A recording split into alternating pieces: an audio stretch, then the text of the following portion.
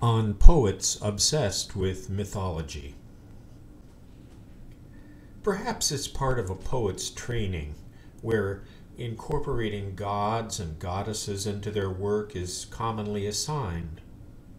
Maybe it's the nature of a classical poetic education, like having to write villanelles, pantoums, and sestinas.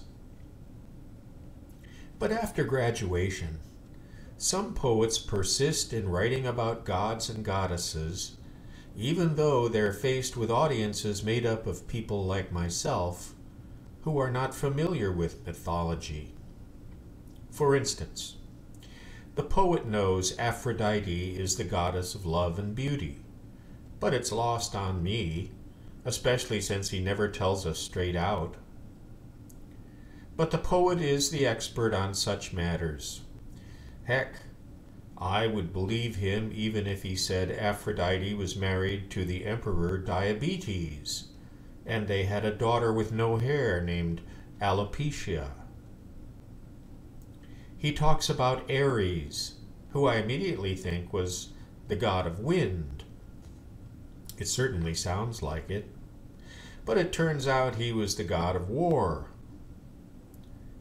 Most of the gods I'm familiar with are very straightforward, like Pertussis, the god of persistent coughing, or Kernicterus, the god of jaundiced babies. When the poet refers to Atlas, I envision the god of maps, but I'm wrong again.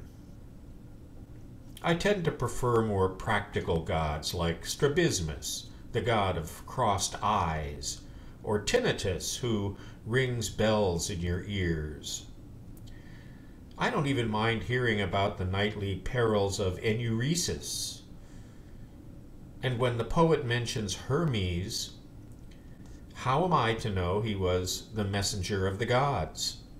I'm thinking he might be a distant relative of syphilis.